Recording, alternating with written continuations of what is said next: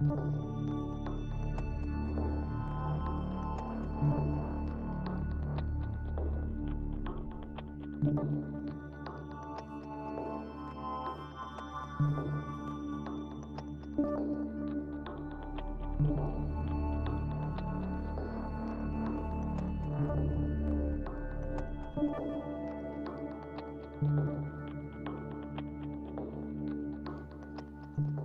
we go.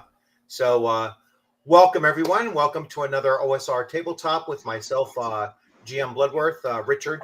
For those of you that are interested, and I am joined today by Ken McFerren, who I met at Central New York RPG Con, which was just not this past weekend, the weekend prior, not this weekend, this weekend.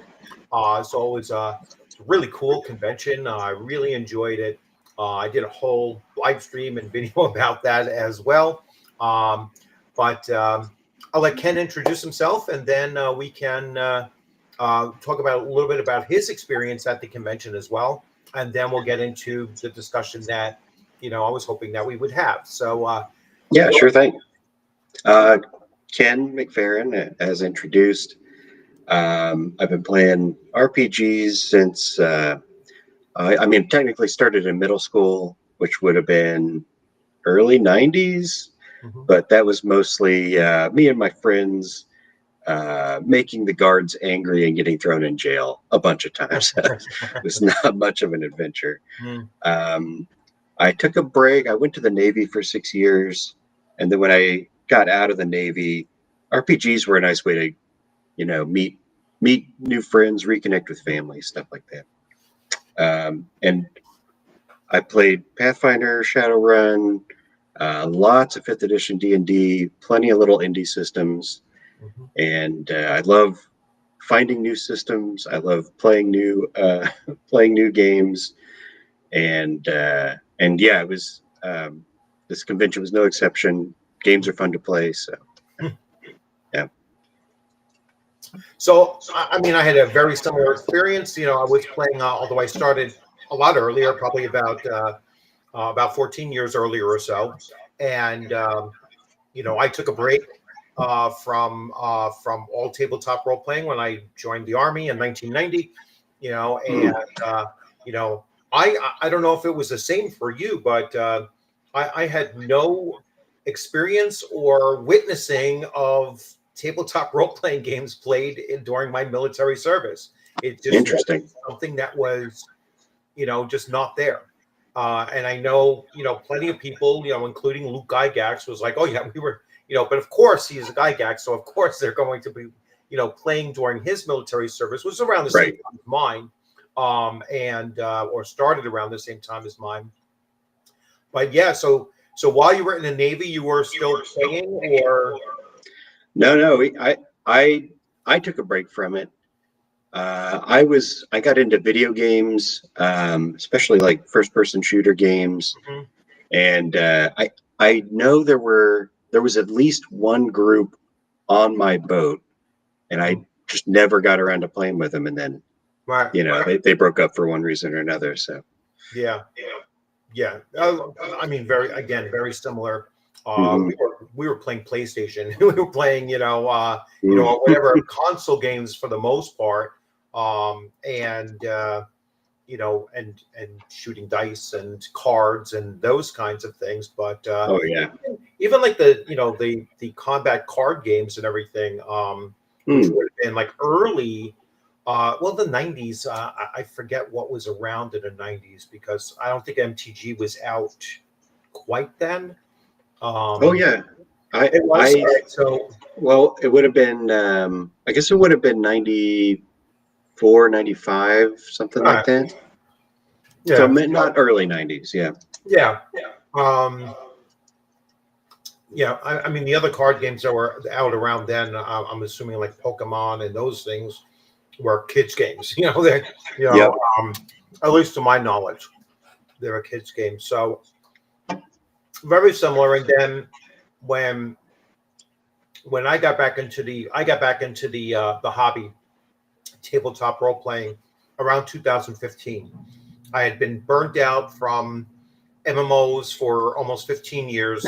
I was like, you know what? I'm just kind of, I'm tired of the grind, and there were very few games that I really felt like playing beyond 20th level. It's like, Right. I played them hundreds and hundreds of times, starting a character at first and going up to Yeah.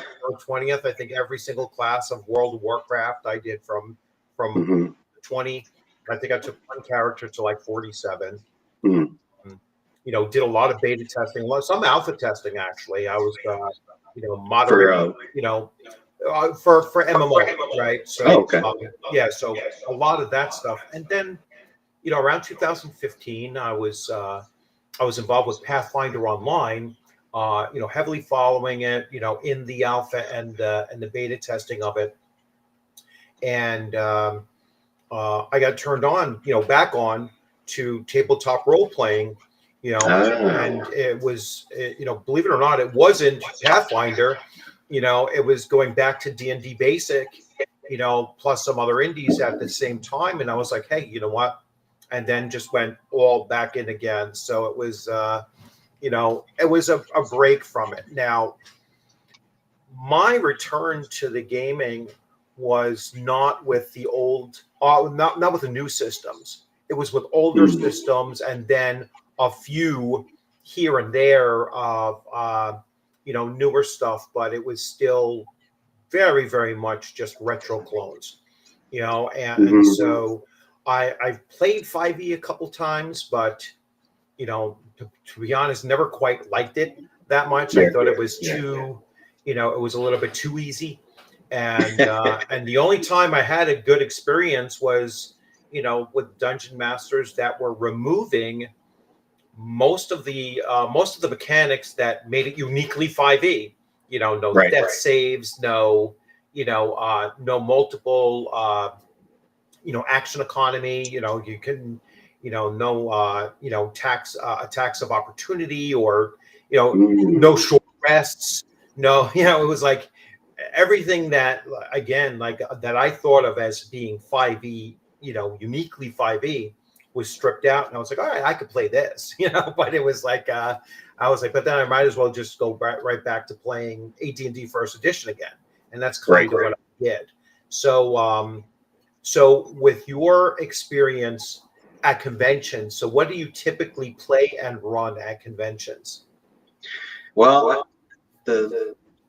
I want to say, like, the first convention I went to a while back, I played, or I ran Numenera, which was Monty Cook, his first stab at what would eventually become Cypher System. Right. And had a lot of fun running that.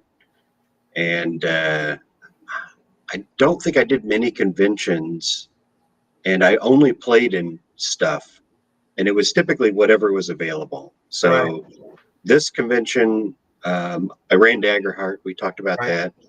I played 3 different games: Mega Traveler, Dragon Slayer, and Shadow Dark. Okay. And they were all, very OSR feeling games, very, have all the trappings of an OSR experience, right? Right. So yeah, I mean, typically I'm there to play whatever's there and have a good time with people. And the more new systems I can play, the happier I am. Right, I like seeing what's out there.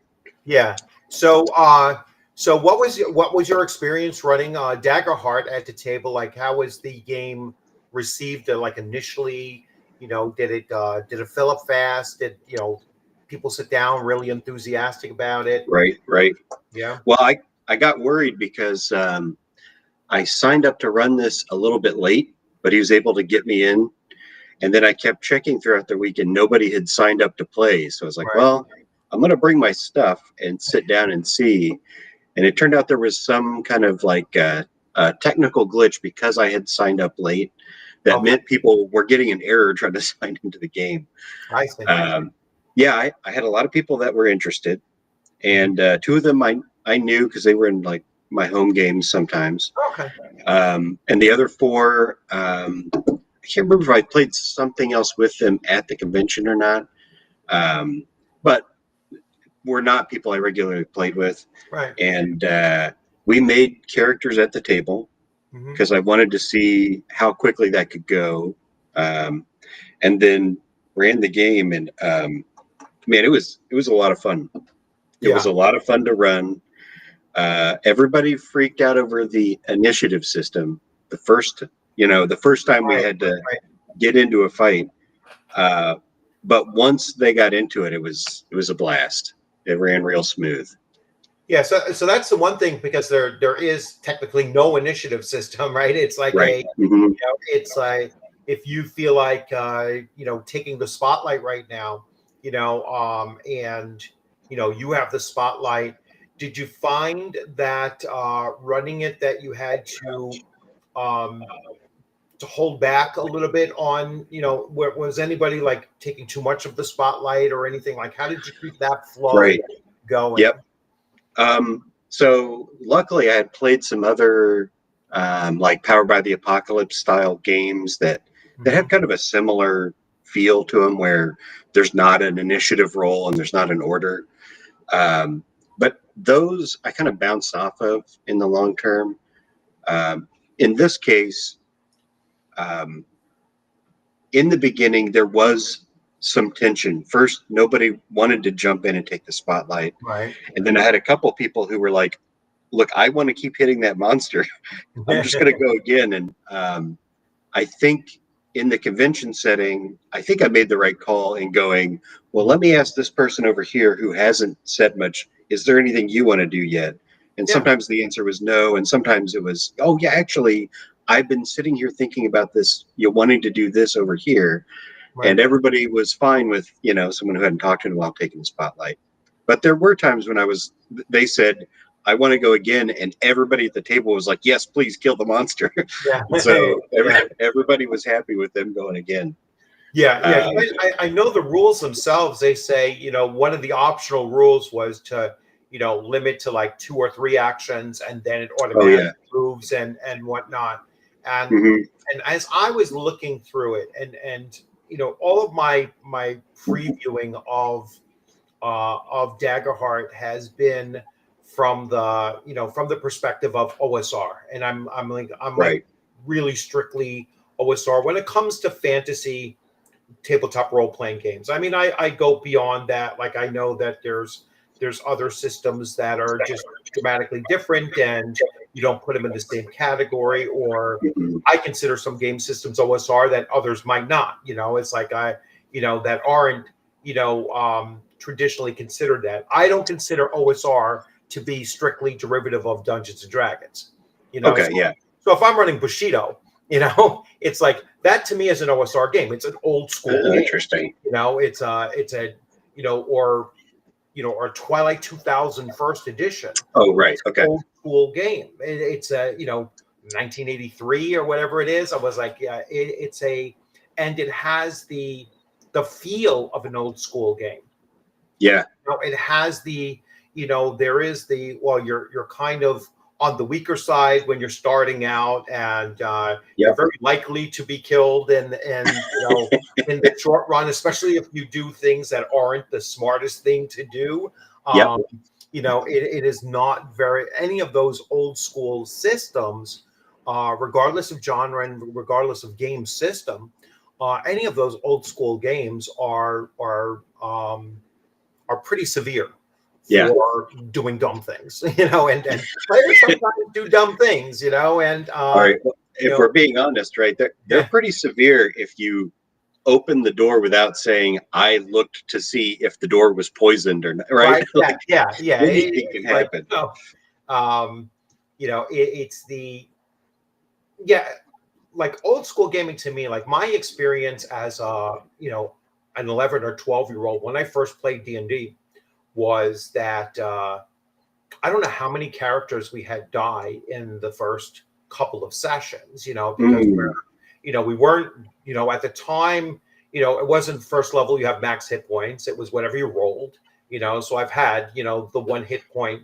Right. It's like, pinprick, dead. It wasn't the Yes. poison that killed you. It was the 1 hit point of damage you took from Killed by a cat or whatever. Yeah, killed by a caltrop is certainly something that and we became super cautious, and even as a group of 11, 12-year-olds.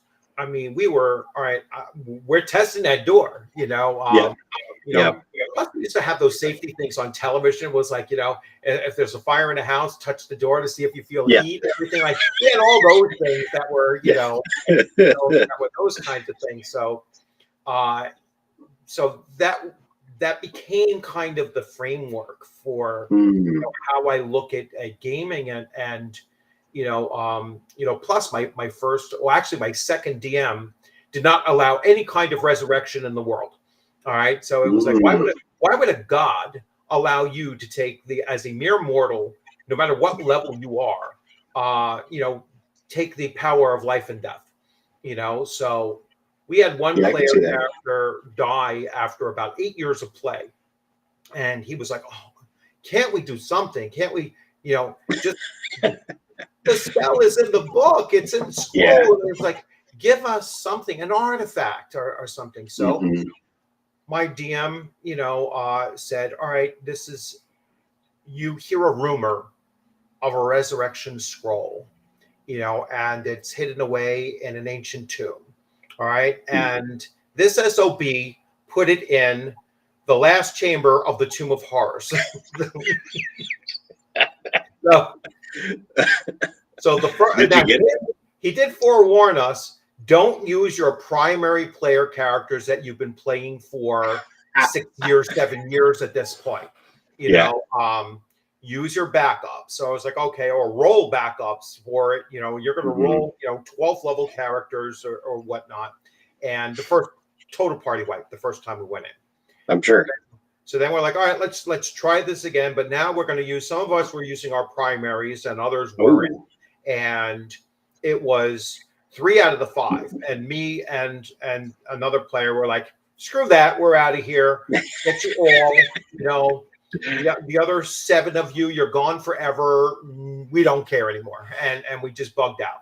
So that's the framework that I come to at the table. When I'm looking to run something, I'm not a big fan of crunch. Like, I like a lot of the modern mechanics that have streamlined things. Right. Even though I still run AT&D first edition, it's like I was like, why am I still using this combat matrix where I have to cross-reference hit, the to hit and the AC and all of that? I was like, target numbers is so much easier. So, I mean, there are certain things in modern games that really do streamline it. But agreed. But getting back to Daggerheart, because I think that takes that streamlining perhaps and takes it a little bit too far outside of my comfort zone. Right. And what really interested me in talking to you when we had that small discussion there, talking about it, at the convention, you said that there, if I recall correctly, you said that, well, there are ways, or you're working on ways to make it a little bit more OSR friendly feel to it. So so let's start talking about that. So how are you kind of doing that, or what's like the first thing that you identified? Oh, this is a change I'm going to make. Well, let me preface that by saying I've got my notes here next to me, because over the week I've been thinking, like, what are the core elements? Why would I do this? What is it that I want from OSR, and what is it that I want from Daggerheart, and why do I even want to blend these systems? So I've got an answer for you, but I want to start, for anybody who's listening, to talk about the campaign frame idea in Daggerheart, right? The core rulebook does not have a default setting. It tells you, like, here's a bunch of options, and it's kind of like a GM's, for me, for my style of GMing, it's like the perfect playground for me, because there's no restrictions on, like, these guys hate these other guys, or only dwarves know about stonework, and like weird things like that. To me, that were weird because I'm not familiar with source material that says only dwarves know stonework or whatever. Right. So the core book is not a setting. However, the book provides 6 independent little settings, and in each of them it goes, now here's how you're going to tweak the core rules to make this setting come alive. Right. And so that's the approach that I want to take with an OSR version of this. So the frameworks already exist. The way to do it already exists. So I'm not breaking anything by doing this. Although I think I am going to bend it, and I hopefully am not bending it too far. Right. So the things I want to do to keep it OSR, frailer characters. So lower hit point, make it feel, I think, like a level 1 Daggerheart character feels a little bit like a level 5 5th edition or a level like 6 or 7 OSR character, where they're already pretty survivable. They already can do crazy things that are wondrous. And I really want to bring that back to, okay, you know, like you're saying, you're going to want a backup character because not all these guys are going to make it. Yeah. I want to keep that fast improvised play. So I want to, in this framework, encourage people not to balance every encounter for their player count. Because one of the things I love about OSR is you just say what's there and the players experience that. And we see what happens, right? And if they play smartly, sometimes they run away. Yeah. By default, I think Daggerheart is trying to give you something like that Pathfinder or 5e experience where, hey, if you want a thrilling fight that they can survive if they're not dumb, but they could still fight it, here's how you would balance it. And I kind of want to pull that out and just say, here's what exists in the world and go handle it. And then I want to include a more defined mechanism to reward clever plays. Like when somebody says they're going to, I don't know, take the hinges out of the door instead of trying to pick the lock that they think is poisoned, right? Fun stuff like that, where it's like, wow, you really engaged with my world, and in a way that I was not expecting. Right. And I don't want to just like hand them gold or hand them, you know, other material things for doing that. But there are mechanisms in Daggerheart where you can go like, hey, for coming up with that plan, your character feels less stressed about the world. So clear one of your stress points, or you feel more hopeful. So gain a hope point that way instead of rolling the dice. So those are the kinds of things I want to keep from the OSR. I don't know. Are there any other like critically OSR elements that come to your mind that should exist within an OSR game to call it an OSR game? So we have the issue of, risk versus reward, and I'm glad that you brought up, the CR, the challenge ratings were not a thing in old school. It's like those random, those random encounter tables. It's like, well, I'm not going to have my first level party, really look to engage in a dragon that's flying overhead. I might let them see it. And I've done this before, and the player's like, is it within bow range? I'm sitting there. I'm like, why would you even ask that? So I was like, okay, hopefully he's not stupid enough to say that he's going to do it. And I was like, what? It looks like it's hunting, but it's not looking in your direction, and then the rest of the party was like, all right, well, we're going to look to conceal ourselves and be as quietly as possible until and then that one player was like, oh, okay, it's lucky, probably lucky that his friends were smart. Because I mean, if he shot at it and if by some, natural roll of a 20, he managed to hit it, Yeah. And hurt it, it's now going to come down on them. And even if it were a young dragon, and this is first edition AD&D. Oh, you're going to get wiped, right? Chances are, and I was like, well, hopefully they run in 5 different directions, and maybe 4 out of the 5 will survive, or maybe a couple will survive from it, and then have a tale to tell.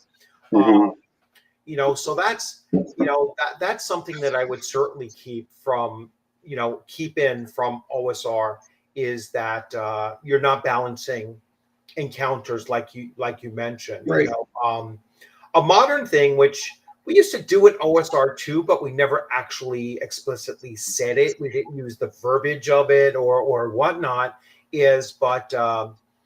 But contrary to popular misconception, everything wasn't meant to be solvable through combat.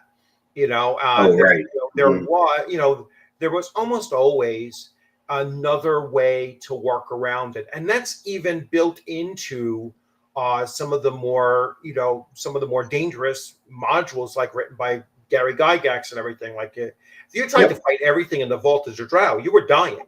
There was no ifs, ands, or buts. You were not going to make it. There were things built into it that allowed, for hints to be dropped that there may be a different way to go here, and that is something that I think needs to be emphasized when you are bringing in some old school things and saying, well, Dad, this was still done in the old school too. Yep. And it's rolling with advantage was not a 5th edition introduction. It came from Mark Cook, actually, and one of his earlier ventures, I think right after he left TSR, and it keeps on slipping my mind what the game system it was that he published, but it wasn't Into the Awe. It was something prior to that, right? And it had advantage, and there was other things too. There were, inspiration. Victory Games and James Bond 007 introduced hero points. That was the first game system a hero point, economy where you could do the fantastic by spending these points. A lot of these things that are attributed to more modern games are actually quite older than most people think, and so when you're talking about introducing old school feel or themes or even systems and everything, a lot of times, they've been there all along. And it's just like we just didn't put words to it. It's like agree. It's like safety tools or like Session Zero. Session Zero, I don't recall ever having a dungeon master, or a game master in another system not kind of tell us what the tone of the game was and what it was, especially when we were playing something new. Right. And I think that's, and again, we were doing this at ages 11, 12, 13, 14, and so on. We were kids doing this stuff. It's like when we were first introduced to Twilight 2000, which I was probably at that point maybe 15, 16 years old. When that came out, like 83-ish, when we first found that game, and my game master there was like, if you guys don't work together like a machine, you're not going to get through these battles very easily, if at all. And I keep hearing good things about Twilight 2000. Oh yeah, it was a great system. I liked first edition better than second edition, and Twilight 2000 first edition is one of the reasons why I joined in 1990. The U.S. Army. So it was like, really? It was like, if it wasn't for that, and well, the fact that my father was a World War II vet, and Desert Shield was just what was going on in Iraq, and they were talking about the draft, and I was like 22, 23 years old. I was like, oh, they're going to call me up first. It's like, might as well get it over with, right? I think, might as well join while I have a choice, and what I'm joining. But yeah, I think that taking some of the old feel, and I like the fact that you called it that, and bring it to some modern games, I think is a great way to bridge Yep. the two styles. And I know you said you played Shadow Dark, and Shadow Dark does that quite purposefully. Yep. Taking the Yeah, I saw that. yeah. Yeah, one of the things I loved from Shadow Dark was their torch mechanism, and I want to incorporate that in this system in a Daggerheart way instead of a live timer way. But Yeah. it was real neat to have a mechanism by which the play of the game, I don't know, the game encouraged you to be the character, right? Hey, Right. this torch is only going to last so long. So that idea of like, oh, we were cautious with everything. I've been in a couple of games where that was the case, and it's only interesting the first couple of rooms, and after that, you know, you keep saying, well, I prod the next 5 foot square, and I check that lantern, and it was not that was not a very engrossing game for me. But when you tell the table, hey, the torch is running out, you have to begin to calculate those risks of like, Right. where do I want to pause and really be careful, and where do I want to push forward, right? Right. Yeah, I agree. Shadow Dark was, I think, it was probably my favorite out of the games I played this weekend. Oh, cool. So Yeah. yeah. Yeah. That's a game system that, right now I'm playing or running 3 game systems. I'm running Shadow Dark, I'm running AD&D First Edition, and I'm running Castles and Crusades. So coincidentally, all 3 are fantasy-based RPGs, Right. and all spread throughout, probably 3 decades of game design, right? So I have I have the 80s, the early 2000s, and now the mid late 2000s, 2020s. So but yeah, so I have someone that chimed in. They saw the title and they're curious to know. So, and the title was, can it be run like an OSR?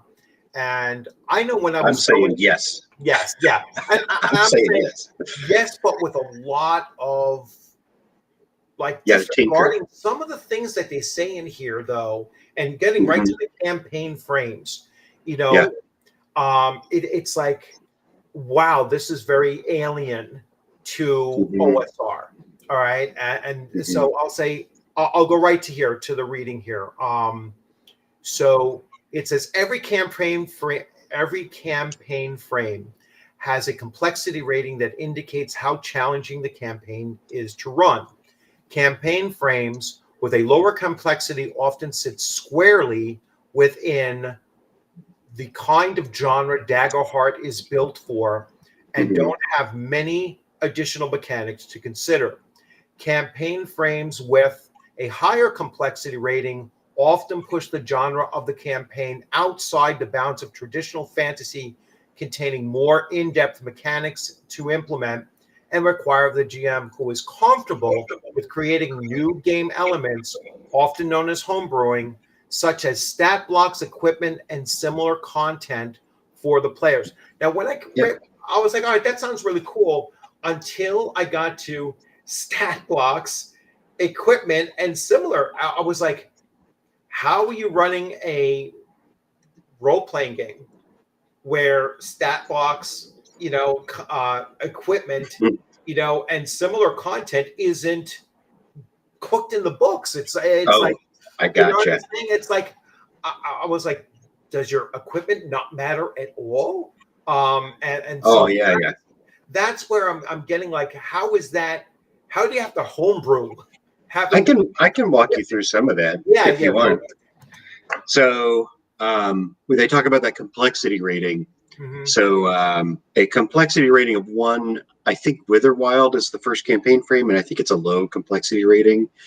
And that's because you can take pretty much every element of the core book and just play Witherwild, and there's one thing you add, and it's like, hey, if a withered enemy hurts you, you might become corrupted with the Wither Wild. So they have a little like series of tokens. Right. You might have a scar that removes how much hope you can have. And other than that, everything else plays exactly the same. But if you look at Motherboard, it's like a science fiction setting. Yeah, and I'm flipping through them as you're mentioning them. So let me get to that one. So 5 Banners Burning is a 2 rating, complexity rating. Yep. Motherboard is the highest. Yep. I actually have it here too. Yeah, I'm going to flip through it. I was flipping through. I should have had the book instead of it on my iPad, but if you go to 301, that's where the mechanical differences are. Yeah. But so I can briefly describe them. Yeah, go ahead. In Motherboard, you don't use the weapon list in the core book. Right. Every character has their own unique weapon called an Iconus, and it has its own like almost level up sheet where you pick okay, it's a ranged weapon, and this is the range, and this is the damage. And it's not just a make them up. It's like, here's your list of options, right? And to do the leveling up, you're hunting these sentient machines that have been corrupted, and they drop random gear, almost like you're playing an MMO. Right. So you might pick up like coils from that one or shards from that one. And on that weapon level up sheet, you can build new augments by having the right stuff. Yeah. So that's way more complicated. Yeah, that's very much MMO. Yeah, right. Yeah. And if you're going for OSR, this doesn't feel anything like OSR. Right. Much of this doesn't feel like OSR because it's not trying to be an OSR game. Right. Yeah, there's a few things I know I want to bring in, but for example, the torches from Shadow Dark. Right. Well, in the thing that I'm writing, a new mechanic would be that you have torches. They have a value, usually 12 to start. And whenever someone holding a torch has to do something complicated requiring a roll, the value of their hope die becomes, or the torch takes on the value of the hope die. Right. So if you roll under what the torch is, the torch becomes dimmer. Right. And then you can spend torchlight to do certain things like carefully examine a room or take a rest or whatever. And once the torch goes out, similar to Shadow Dark, things become worse for you. The GM gets more, fear to spend. Right. You might get more stress as time goes on. But that's not something you think about in the core book. So you have to add that little mechanic in there and describe to the GM how to use it. The other example, if you look at Beast Feast. Right. That was the second one or third. I think that was a 2. Look at 275. Yeah. And it shows you all the new weapons. Yes, and I'm looking at that now. They've kind of reskinned and kind of retweaked. Yeah. But all the weapons are flavored like normal, everyday stuff you would find in your shed or cooking equipment.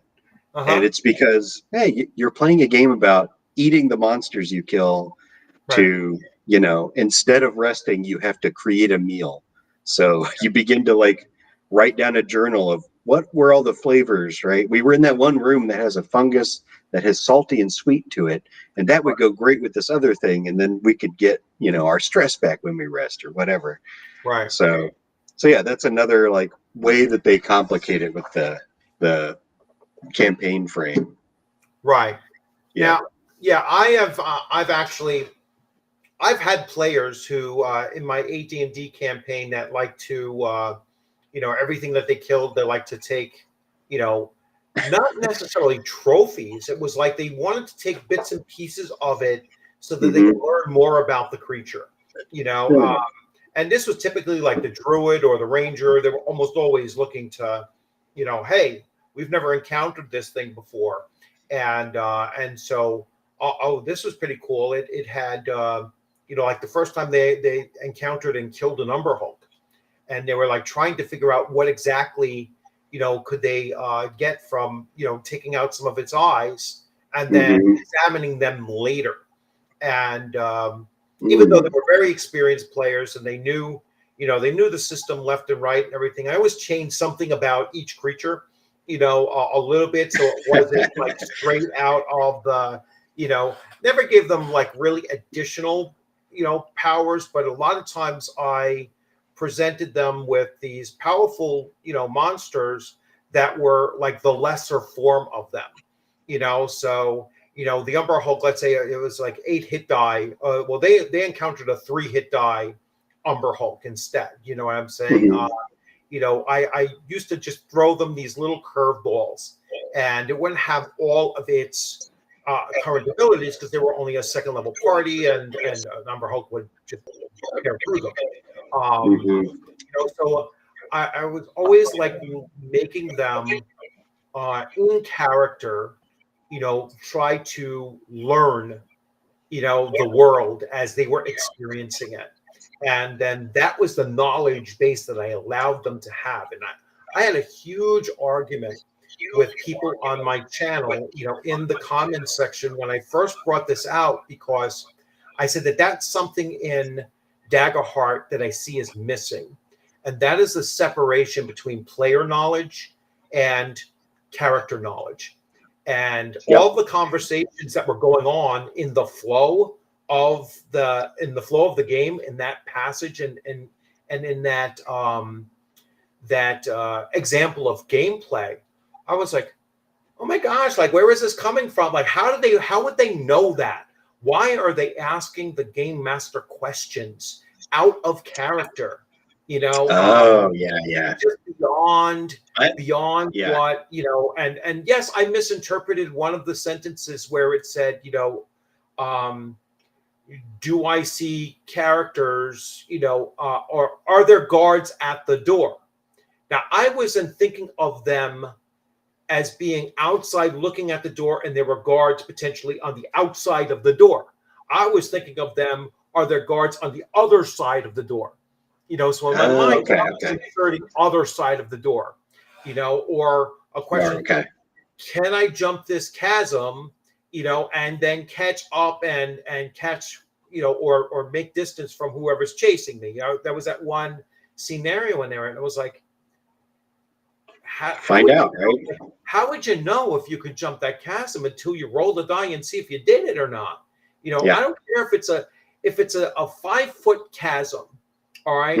Virtually anybody should be able to jump a 5-foot chasm unless you roll a 1. If you roll a 1, now you didn't jump it, right? Something happens, right? But now you did it. All right. And how could you possibly know if you're going to make a greater distance if someone's chasing after you? Unless you're looking over your shoulder, and watching how fast they're coming. Now you're not paying attention to jumping that 5-foot chasm, Right. A harder thing for you to do. And I was like, but why is this a question and answer going back between the players and the game masters? It's like, let the characters do what they're going to do, and then sit back and see what the effect was, what the consequences was, what the benefit of their roles were. And I thought it was like disconnecting the role from the outcome. Like the role could be waved away if they didn't like the outcome. And that is in some of the wording here. For sure. Yeah. It's like, hey, if it doesn't enhance the story, then don't let it happen. And to me, that's like, I don't need the book for that. We don't need book. We don't need dice. We're just a group of friends sitting around the table and telling a cooperative story. You know? And so that's I could see that. Yeah. So that's where I see the problems with like this game system, and seeing how it would be so hard, especially if players are looking for this kind of experience, in introducing the OSR elements to it. Yeah, I'm curious actually to see, can they cohabitate, right? Can those two ideas live together? I think the answer is going to be yes. But actually, I see somebody in the chat saying, is this a direct ripoff of the manga? Yeah. Well, I will say that the idea of eating the different animals for benefits, that is, I think they actually cite the manga as one of the inspirations. Each of the campaign frames will tell you, hey, if you, the ideas here come from Princess Mononoke, or they come they from call it touchstones. Yeah, so the touchstones, that right? particular one is Delicious in the Dungeon, Monster Hunter World, and One Piece. All right, so I guess in One Piece, I always thought that was like a pirate thing. I'm not familiar with One Piece. And, it's a pirate thing. It's like a pirate thing. I mean, still kids, but they're kid pirates or something like that. Yeah. I've never watched it and everything, but it's. I will say that. Oh, go ahead. Yeah, I didn't realize that it had anything to do with eating stuff, but Yeah, maybe a different element of it, that because you are part of the Delicious in Dungeon setup is there are other teams that are going down into the dungeon, and so you have these rivals that you might be playing. You might be playing against or trying to work with to take down a big creature. And I think One Piece has like different pirate ships that sometimes have to work together and sometimes don't. But I will say that their version of the world is much different than the Delicious in Dungeon version of the world. There's a different like motivation. There's a different like set of people who are behind things. So they bring a lot of their own spice to that dish, so to speak. But yeah, to your OSR question, I think that the middle ground I'm imagining, core Daggerheart runs as though you and your friends are playing a board game, but you are also in a writer's room, which I'm sure you've heard that expression in like some of the PBTA stuff. And so when someone goes, do I think jumping the chasm would work? One of the ways they're asking that is, would that be interesting, or is that going to be lame, for the sake of us having fun at the table? Now, I do think in an OSR setting, more often you're going to have the same answer I do sometimes, even in Daggerheart, which is, I don't know if you can make it. Let's find out together, right? And the book takes a very liberal approach to sharing and collaborating. And my approach is more medium unless I'm very familiar with the people I'm playing with. So if I think that if I'm playing with somebody who is like, hey, my character's backstory is that they're afraid of heights. I know I could normally make this, but I'd like to roll for it because, the chance of failure would be exciting for this character in this scene. I roll with those punches every time. So I think that's where I'm hoping the middle ground is. Sometimes you just tell them there's, you can't get any information. You don't know how many guards, etc. And there is a place for that. There is a place for that with failing with fear, succeeding with fear, or even failing with hope, where it's like, there's ways that you can fall on your face. They put some of those things into the optional rules, and I'm like, in many cases, I'm looking at it was like, the optional rule's better, so just use the optional rule, make that the rule, and then make the other thing the option, right? You know what I'm saying? It's like, I'll have to check out those options. Yeah, because there was one option with the with taking damage, and I didn't fully delve into this either, but or character death, and I was like, no, this option is clearly the best option to go. It wasn't like you go to 0, you're dead kind of thing. That wasn't the option I was saying was the best. It was the one where there was still some chance of dying, but there was you might have like effort, one last gasp, or something along those lines, or somebody else might be able to intercede in time, or whatnot. And I was like, okay, that's okay, but that should have been the rule, not the exception, not the optional, and that's where, and then it developed that overall tone going through for me. That overall tone where it was like, in order for me to make this more OSR, I have to change so much that is it going to be recognizable as Daggerheart anymore? Yeah. And it's the same thing Gary Gygax said about AD&D First Edition. He says it's okay to change some of the things of the game system. He says, although there are certain essential rules, he just never said what the hell they were, other than like a hintings that, alignment and racial class limitations, those were essential because I guess in his mind, the eliminating alignment meant that you were no longer playing a heroic fantasy. He felt that everyone would revert to murder hobo and solve everything with killing. And then the class race balancing was a balancing, like it would break the system because no one would play a human character. There was no benefit to playing a human character anymore. There was no level limitations on demi-humans, all right, who had character traits that humans did not have that gave significant advantages in some situations. You know what I'm saying? It's like, so, I mean, the fact that humans could, in any class, go up to level 18, was something that no other class, had.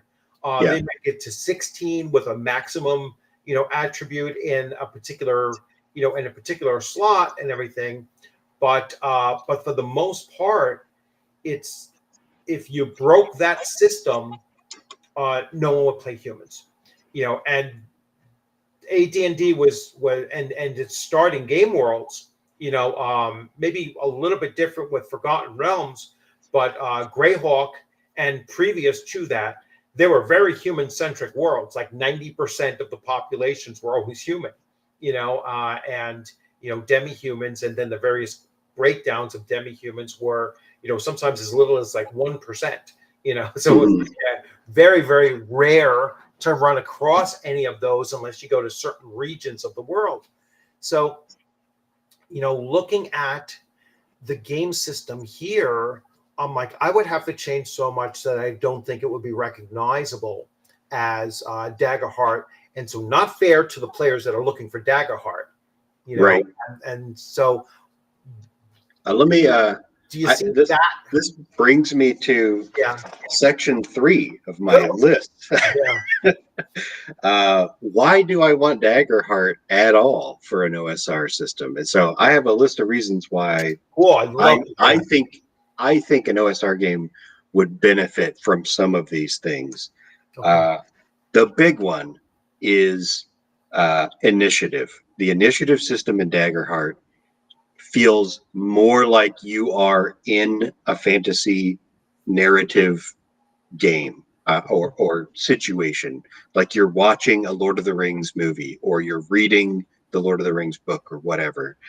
The initiative system, couple that with like the fear tokens, the tension that is built at the table as you're collecting fear tokens is palpable, and it feels great to go into that next big dangerous room with a stack of like 9 or 10 fear tokens and immediately go, I know you're sneaking around well, but I'm going to go ahead and spend one of these, and I'm going to spotlight the fact that a cave troll is walking out of that shadow right now and is looking in your direction.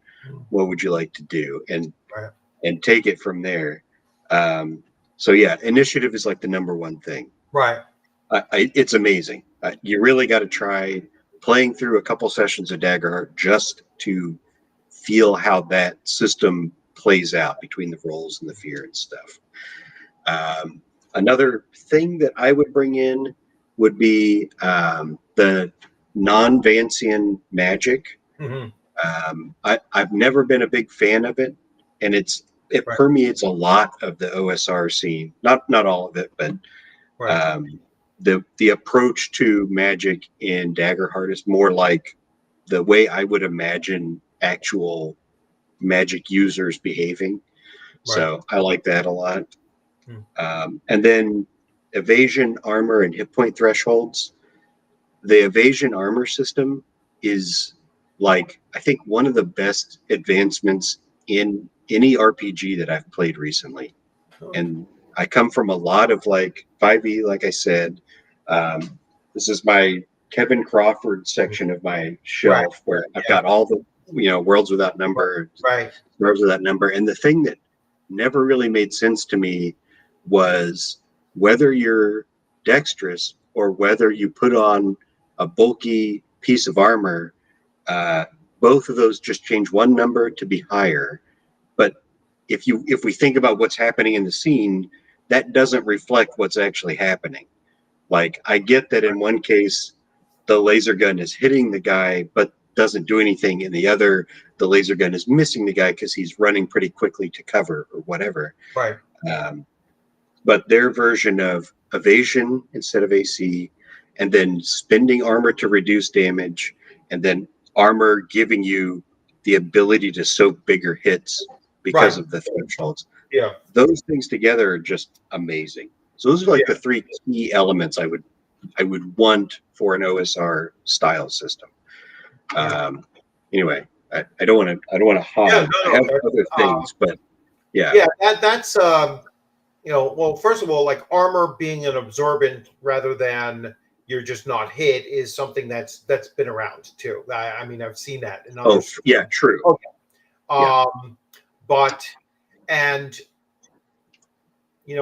like to describe the scene as it's taking place. So if my player character misses by 1 point hitting their target, and that they're hitting the shield, of the opponent, and you hit the shield, or you hit the armor, and it's if it's a miss by, like, if they have a dexterity bonus of, like, say a +2 or something, and they missed by 2, and it wasn't, well, he dodged it, he sidestepped your.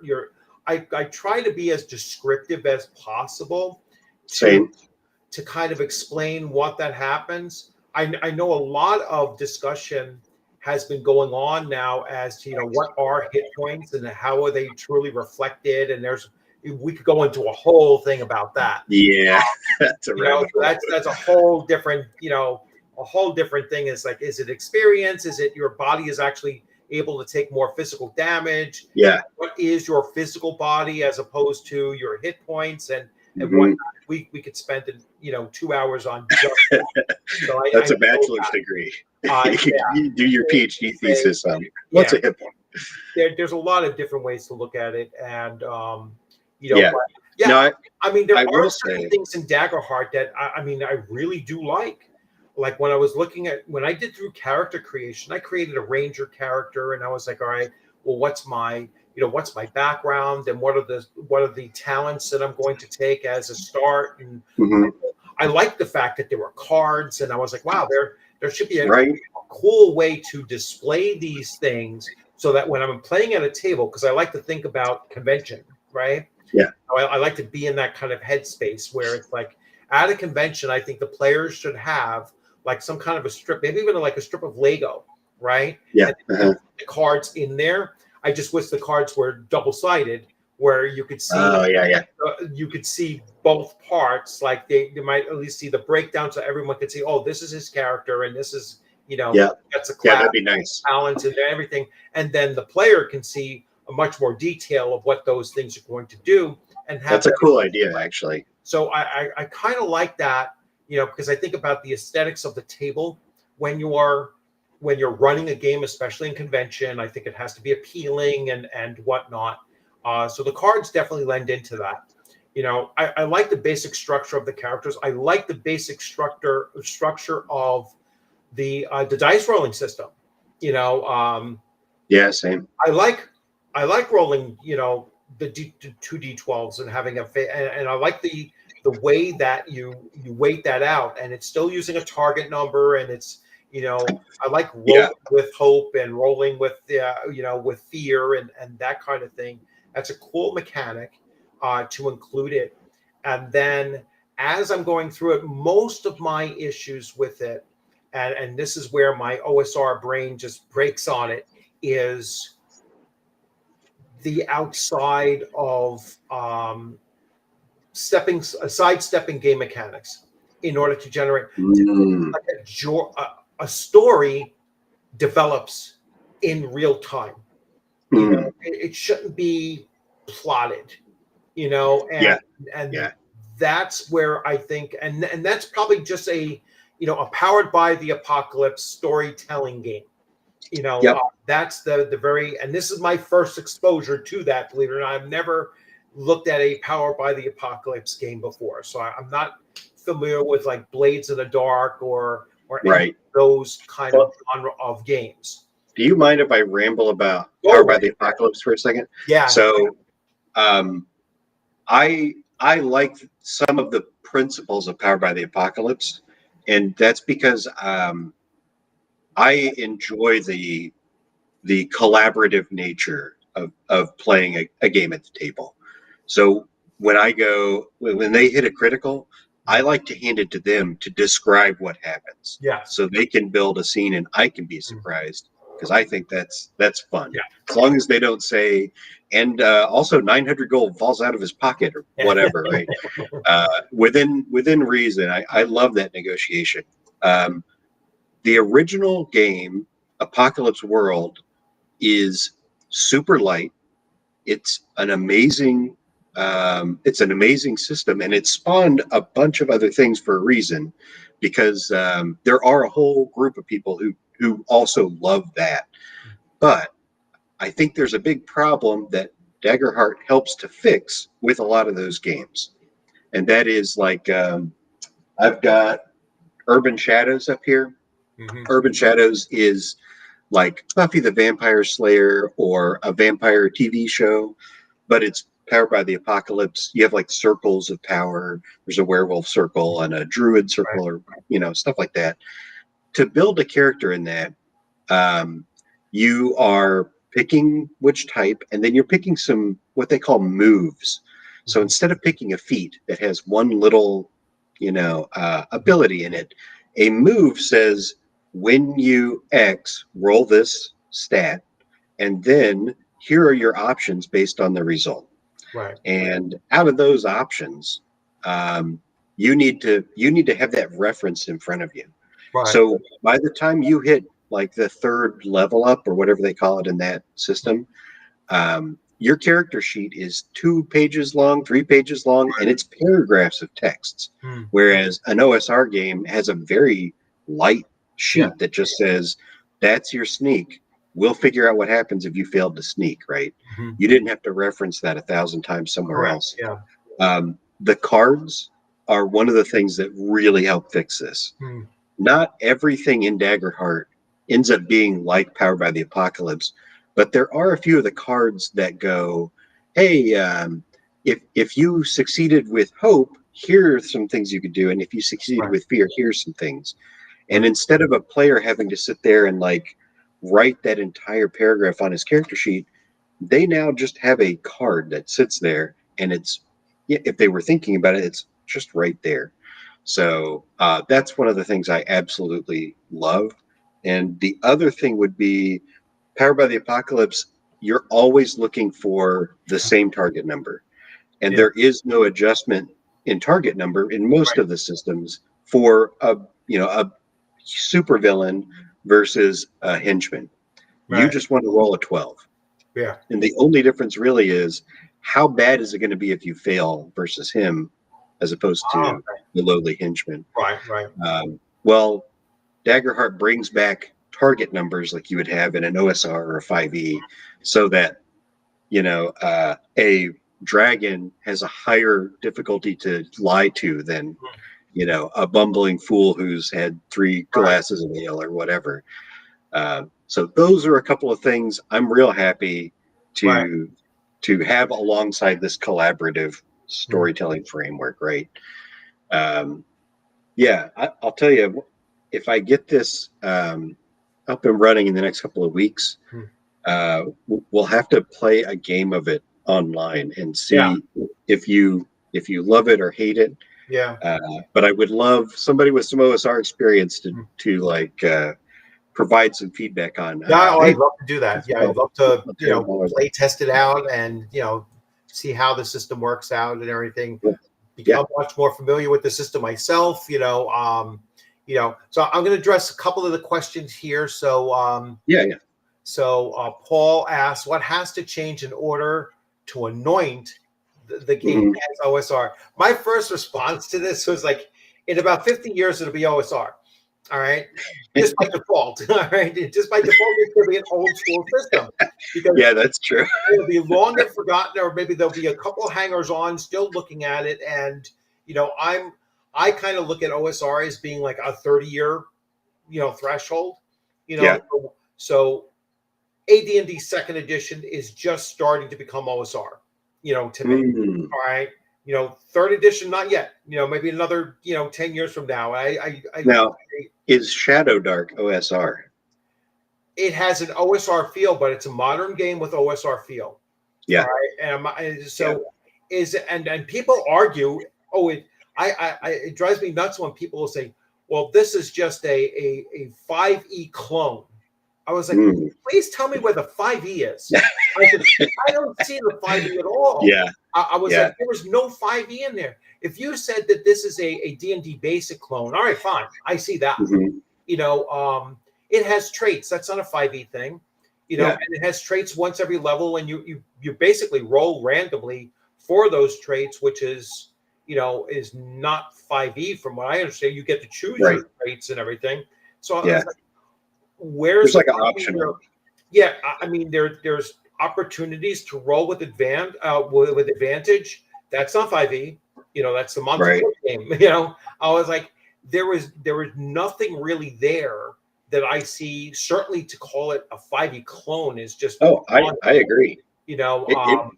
It plays like an OSR game. Yeah. It plays like an old school game. Yeah, it just has certain modern mechanics that streamlines, the fact. But, even that streamlining, having target numbers is not a 5e thing either. Nope. Castles and Crusades had that in 2004, and I'm sure that other games had it before them. I'm trying to remember if there's anything before, like, man, I want to say I played second edition, like advanced second edition. Right. Did that have target numbers for sneaking and stuff, or was it percentages based on which guy you were? No, it's still percentages, but still percentages. You have more flexibility as to. No, that wasn't even it either. That was Metzner's Jack of all trades, and on the plaza where you could actually select. You didn't have to go 5% increments across with each level. You got to choose where you put your points. You get the same number of points across the board, but you have flexibility. If I could answer this OSR question from my point of view, I think that what the current gaming community defines as OSR, for the most part, would be games where you are not playing a superhero like you are in 5e. You are having to think on your feet, and the world is dangerous and is not tailored to your expectations. And I think that is probably the biggest one for me, because I'm even comfortable saying a heroic style game could have an OSR feel as long as the GM isn't doing 2 hours of homework right before the session, trying to figure out how many goblins he's allowed to throw at the players. Right. Yeah. So that's the kind of thing that I want to bring in. And I think it's pretty easily doable. Anyway, I'll let you know if that's the case or not, but those are my thoughts. Let's see. It's funny to see how I've changed as a GM player over the years since I first started in 2019 with Powered by the Apocalypse. I still play them, but many are hit and or miss from me now compared to other games. That is the same thing that happened to me. Yeah, that's exactly the same. Where it was like, I love this, but after a while, it was like, this feels real similar. The Root TTRPG there's a board game called Root, and then they made a Powered by the Apocalypse style game for it, and they just added so many bells and whistles that it was like the lightweight thing that I enjoyed isn't there anymore. And then when I went to other games, the roles just, they all kind of felt samey. There wasn't like, I missed the mechanical aspect of Right. having to think about your gear or which spell or Yeah. whatever. So sometimes game system, the games like reboots or whatever, and same thing happens with movies and whatnot. It loses its soul, Yeah. and that Yeah. and that's that's something else that this game and other games, very similar games or whatnot, they don't even talk about. Like this game does not mention role playing. Very, very rarely. In the opening sessions, there doesn't seem to be any kind of a focus on role playing. Interesting. At least in my initial readings of it, it's never explicit. Role play this out. Role play this amongst your group. It's always yeah, that's interesting. That's the plot point. What is the plot point? What is the story that you're looking to be told here?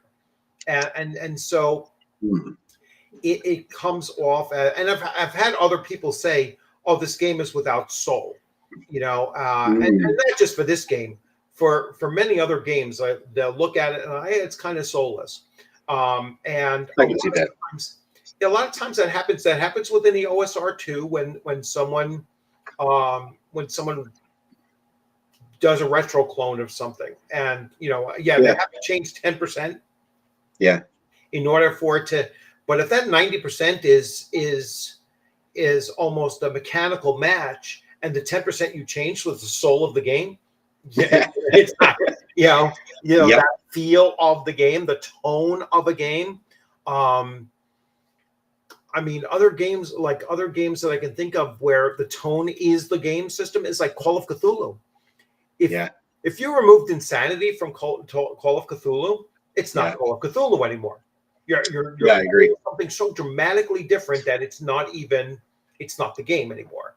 And I certainly wouldn't play it. It's like now that's a waste of my time. I'm not putting any effort into it. Let's see. Urban Shadows was great to run after playing World of Darkness for years. We'll organize for GMs and how to move the story forward. All right. Yeah, no, I never played first edition Urban Shadows. Yeah. But I imagine it's probably lighter weight than this, than the second edition I've got, and was probably in the early period of the Powered by the Apocalypse swell of games, right? And so I imagine, I will say that one of the things that Powered by the Apocalypse nails is it helped me as a GM, and maybe this is something the current people watching and commenting would agree with. It helped me to figure out what are my opportunities to do something besides throw more monsters at people. Right. And the Powered by the Apocalypse games give you more distinct things like, hey, here are some GM moves you can make. Separate the party, which is forbidden in 5e. You don't ever want to separate the party. Yeah. Because then all your math is off. But it's got separate the party, foreshadow something, which I now do instinctively. That's just something I have learned how to do. But it was so great to have the book say, hey, if it's a dull moment or if they've rolled poorly, you don't have to just take away their health. You have here's a whole toolbox of ways to make your game more compelling, right? So I agree with that. I'm adding Urban Shadows was nice. Yeah. I think that sometimes it takes. Now I'm not a big fan of. And the first time I came across this was in the Conan 2D20 with the Momentum and Doom. Love Momentum. That's where the players get advantages based on having a number exceeding the number of successes they needed, right? And so now things, right? And then Doom was anytime they really screwed up, the GM was able to take that and basically use it like momentum or give them more difficult tasks or whatever. And it's very similar to the hope and fear that is in Shadow Dark. And I'm like, I as a game master, I don't need fear. I don't need a fear pool. You don't need the permission to do that, I right? don't need permission to alter the challenge based on what I think is needed for everyone sitting there, scratching their heads and trying to figure out, well, what do I do now? Or not even talking, just like that dead silence. It's like everyone just standing there, and without initiative, it must be even like, the possibility of that happening. Oh, see, it's even worse. So for sure. Sitting there like, well, and then they start asking those out of character questions, well, what if I tried to climb up on it? Who are you asking? You're asking me? Yeah. Like, are you? Who are you talking? You want to roll for it, or? It's like, Now I will point out that Daggerheart has. They tell you like, oh, if you want to do a thing, here's a couple of times when you would do it, and they list, the player rolls with fear, or you spend a fear point. But they also say, if all the players look at you for what happens next, just make something happen. You don't need fear to do that. And also, if they give you a golden opportunity, you're free to use the golden opportunity. Like, if you say that 10 goblins have surrounded the mage, and the mage says, I'm going to open my grimoire and see if I know anything about goblins.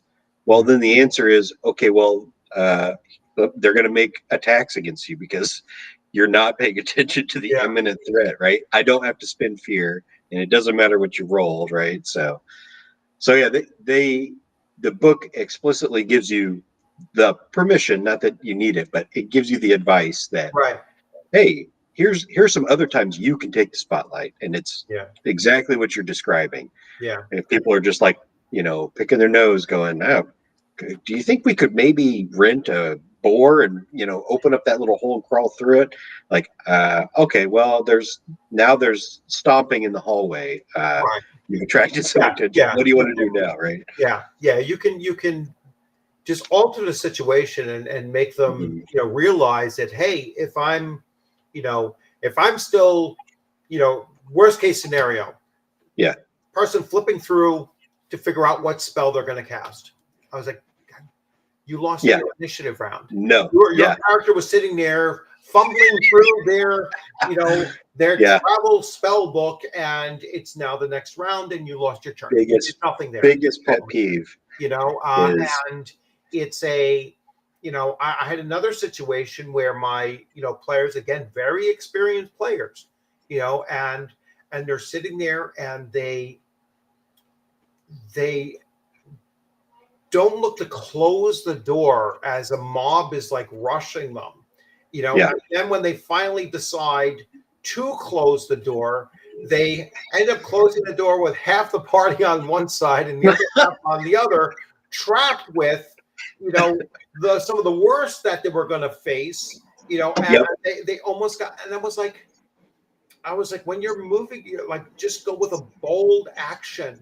I says, I will never punish you for a bold action. Hesitation kills, like that's in reality. Hesitation kills, and hesitation kills in the situation. It's that's like, true. You just go with it. I'll never punish you for doing something that's bold and fails. You know what I'm saying? I like that. The dice will determine how bad your failure is, but I'm not going to punish you for it.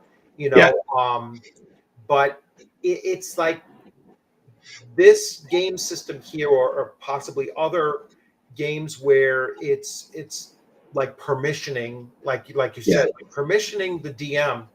The DM has to be agile and be able to, read the room, read the situation, and then, know this is what I think this scenario needs right now.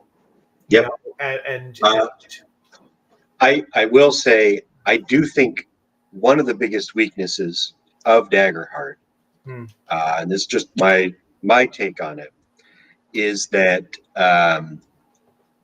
if you are not able to read a room, if you're not able to see who is struggling to understand what you just said, or who is shy but wants to do something, who has an idea but hasn't spoken, if you're not a somewhat experienced GM, the fear and hope system is probably going to bite you. You're going to end up with this huge pool of fear you should have been spending because it wasn't exciting enough, or you're going to run out because you thought, I should have been throwing more monsters or whatever.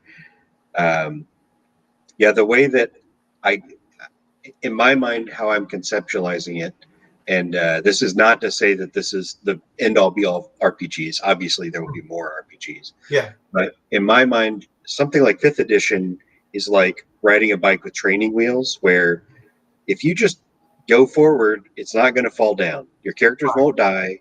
Somebody will popcorn heal them. There's a revive spell. And then OSR is a little bit like riding a bike through soft grass. Hey, you're going to fall down, but it's okay. You're just going to get back up and try again. Here's your backup character. And this lands somewhere like, finally getting onto your BMX bike and going into the woods and hitting some trails. Yeah. And I mean, that's obviously my personal feeling. Right. I'm not trying to say that this is better, but to me, this is what those systems kind of like felt like. This has been a very freeing game to play. So I don't know if that I probably drifted off topic. No. That's when we're talking about the feel of it and how do we capture the feel of different broad genres of gameplay. So we're really talking about the differences between Powered by the Apocalypse and OSR. At this point, and that's kind of like, how does it split? Where does it could it possibly become this or that? Like I said, like I said cynically, 50 years from now, everything becomes open. And I've never told you this story, but I've said this story over and over again. The first time that it really dawned on me, it was a Sunday morning. I'm driving. I'm listening for whatever reason an AM channel, and they announced, "All right, this is our morning oldies." So I was like, "Okay, morning oldies," And this was probably like 4 years ago. Let's say morning oldies. I'm driving, and Guns N' Roses comes on. And I was like, I instantly felt like I was 20 years older than I actually was. Because to me, music from the late 80s, early 90s is not morning oldies. I was like, you know what? This shit's 35 years old. It was like, suddenly it's old. I was like, I'm starting to realize now, and I took that and I started applying it to games. I started applying it to tabletop role-playing games. And that's where I came up with, 1990 and earlier is old school. Just categorically by time frame, it's old school. So by 2044, all right, 5e will be old school. Because how far removed will it have been from not just its introduction, but from its moment in the sun? True. Kind of thing. And so that's where I think that, it's always the R that everyone argues over. What does the R in OSR stand for? The old school should be pretty easy. All right. Age, time frame, but it's the R, whether it's role playing, rules, Renaissance, revival, because each of those words have a meaning. All right. Renaissance and revival are two totally different meanings. All right. Renaissance means you are taking bits of the old and bringing it into the new. All right. A revival means you are experiencing the old the way it was. All right. So if I'm running AD&D First Edition, as the book was primarily written, right? So pretty much sticking to all of the, major rules of it. I might have a few little homebrews in there. It's a revival. I'm letting my players play that system the way it was written in 1977, 8, 9. All right. But Shadow Dark, all right, is a Renaissance. All right. It is bringing back that old school feel in a modern wrappings. All right. And so that's it's the R that people argue over, without even possibly knowing that's what they're arguing over. So now I will say that there's one other element here, and that is, in 30 years, will the games of today even be worth remembering? And I mean, that's like a crucial element of having having a community of people dedicated to doing an old school activity, is that it's still an engaging thing to do. And like the question of, will, like, for example, I mean, a little bit of a fifth edition bash here, but will people want to go play fifth edition in 30 years? I think like the way that they've gone, where so much of it is digital and it's been blandly kind of spread over everything.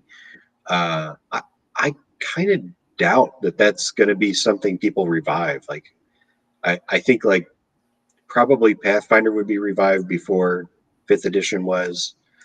Pathfinder, I mean, so it's a little bit older, so it's true. You know what? I'm going to, just based on my own experience. Yeah. I mean, one of the first games I went back to in 2015 was D&D Beckme. All right. I went back to the game that I played back in 1981, 82. You know what I'm saying? I went back to what I started playing. And I think 5e players are going to be the same way, even if they take a long break. Interesting. I took nearly a 20-year break. So from 90, well, actually more than a 20-year break. I went from 90 to 2015. All right, without even dabbling with tabletop role-playing games. And then went straight back to your original. And I went straight back to what I knew. Maybe not initially, but certainly, certainly within a couple of weeks, I was right back to running D&D Beckme. Running basic D&D, and then buying everything that I had, because everything was purged in 2000 when I got married, and so everything disappeared. And then I had a garage sale where everything must go, because we were into an apartment, and I was just like, I went back to the old. I think 30 years from now, the people that started with 5e are going to become nostalgic and reminiscent of what they were playing when they were 12, 13, 14, 15 years old. And at the very least, that's what they're going to go back to first. And then I can see that. Expand elsewhere. So I can see that. And that's why I say everything becomes old school eventually. And that ties with it the nostalgia. Now, I disagree with those people that will say you're only going back to it for nostalgia. No, I think that the older editions of D&D were better editions than 4E or 5E. I think that they were just better. I think that they were truer to what the soul of Dungeons and Dragons was as an experience. Right. I'm not even just talking about the game mechanics, as a gaming experience that you have at the table. Nothing really cuts it the same way as that initial experience of being like, I got to be worried about every corner I turn. Yeah, that's true. I'm not just stepping through that door. Anything can happen to me on the other side of that door. I'm going to be very cautious. And that random encounter could be a total party wipe you out, right? Yeah, could be a total party wipe, and nothing that we can do or do about it. Are you familiar with who Matt Colville is? Yes. Okay, so he has not famous. He has one of his videos where he talks about what was old D&D like, and one of the things he says is, without realizing it, you're effectively playing a horror game. Like, this is scary. Yeah, you're gonna die. Gotta be real careful. Which is interesting. I had never thought about it, but yeah, you're right. It's like, there is an excitement there. Yeah, and that's something that I think, and again, that's the soul of the game. It's like if you remove insanity from Call of Cthulhu. So if Call of Cthulhu 8th edition came out and they had no insanity rules, you're not playing Call of Cthulhu anymore. All right, it's as far from Lovecraftian as you could possibly get if your characters can't go insane. All right, agree. A total separation from it. Or if you're playing a Conan game and there isn't, copious savagery going on and just, literal hack and slash through and through. And, and in many instances, you don't walk away with the prize. All right. Surviving was the prize, I finally got my hand on the gemstone that I was going through, and now the entire temple is falling around me. What do? Do I grab the rope and pull myself out by dropping the gemstone, or do I stand there and get killed in the collapse? You're going to drop it, and then you're out, and it's like, well, you have completed the adventure. Your character has nothing to show for it, and welcome to Robert E. Howard's Conan-esque storytelling. That's almost virtually how every story ends like that. If you remove that, you've removed the soul of the game, and the experience. You've removed the experience from the players. So that's why I keep on going back to this, having a plot. I don't think that your game session should ever have a plot. It might have an underlying theme. It should have a tone. It should have whatever. But I, as a game master, should be surprised by what happens, what unfolds. Yeah. And every player at the table should be experiencing the same thing. Oh, I never expected that to happen. I didn't expect you to do that. And then put it back. I agree with that. Playing it. Especially not a plot where you're telling that character, like you've written into your notes, and then the rogue will steal the gem. Yeah. Right. Yeah. That should never have happened. Yeah. But the gem should be there. And the rogue is gonna rogue some stuff soon. Yeah. So let's see. I'm gonna flick a light on real quick here because it's starting to get dark. How's everybody doing out there?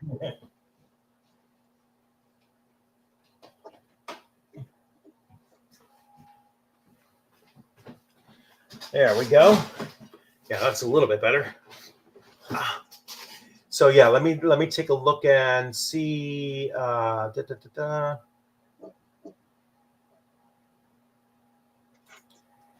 There will be somebody playing 5e in the future. I heard every insult in the book about 4e, and we're playing Lancer, which is based on its rules. I've heard so many good things about Lancer.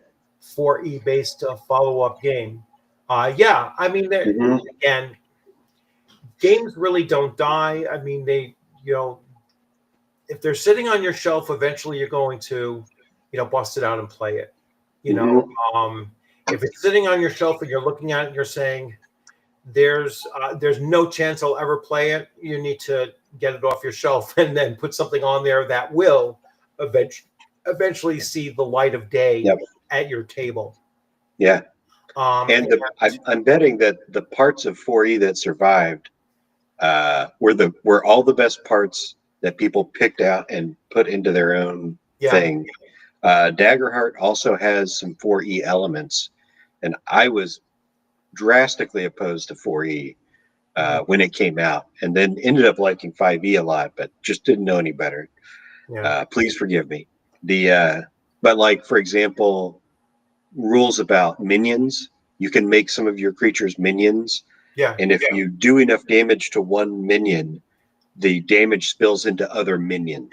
So if you roll really well on damage, you can take out 2 or 3 minions as long as they're within range of you, which feels great for this kind of a game where you're, the base version where you're and that was in 4E hero.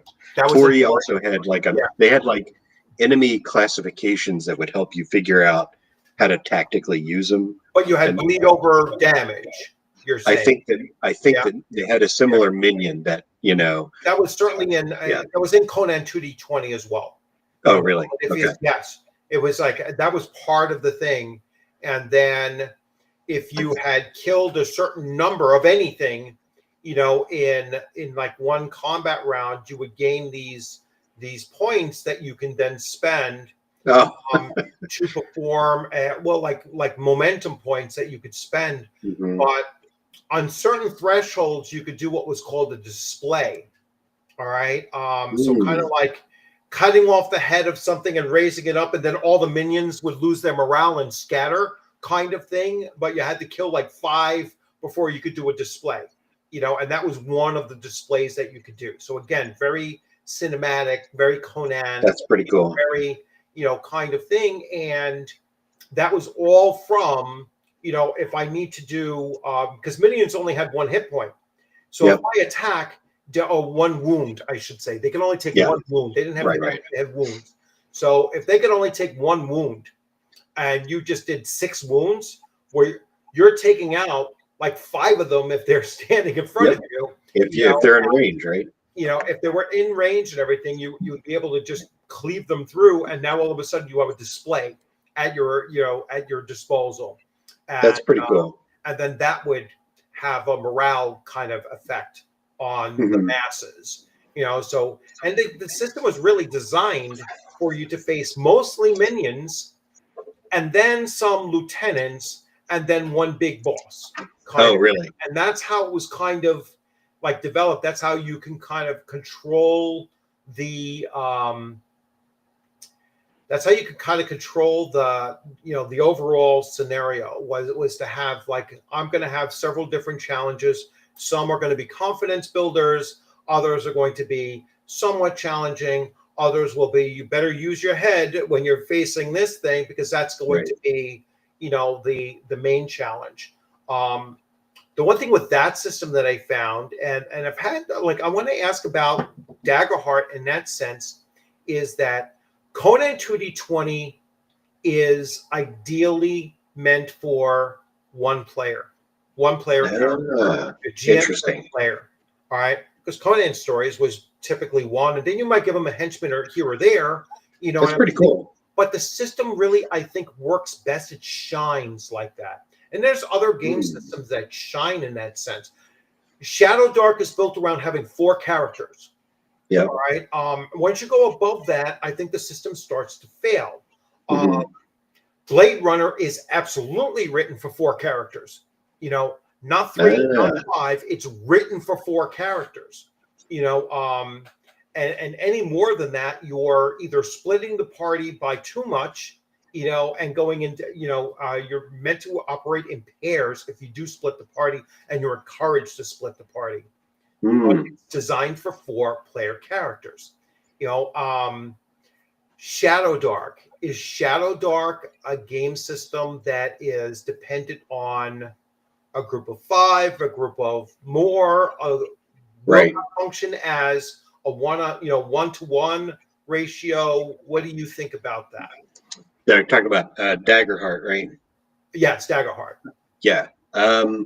So far, I have only had a chance to actually play with 4 and 6 people, and it's 2 sets of each of those. And it's been great with those sets. It's probably better between those 2 is better at 4, just for the amount of time. Like, combat was becoming a slog, even though you're flipping around doing stuff. Right. It was the 6-player versions were better than like the 6-player, even old school games that I've played, because there's always that one person that's like, let me look through my spells. And it's like, it's been 20 minutes. You should have looked through the spells on someone else's turn.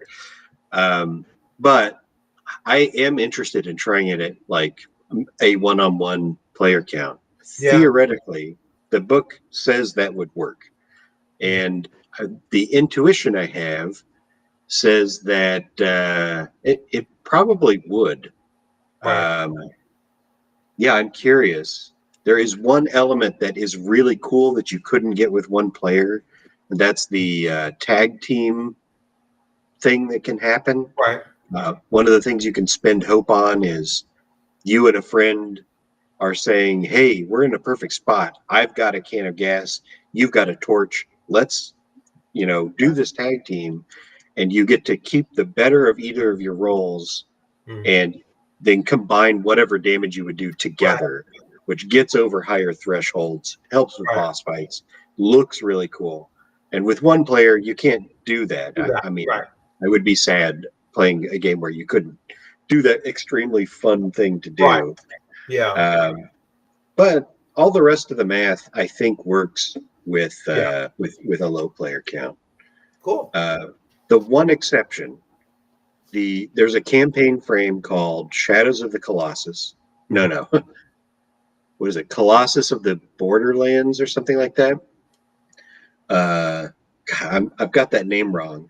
But the idea is you're fighting monsters that are like Tarrasque size, such that each part of them has its own, hit point pool and thresholds and things it can do with those.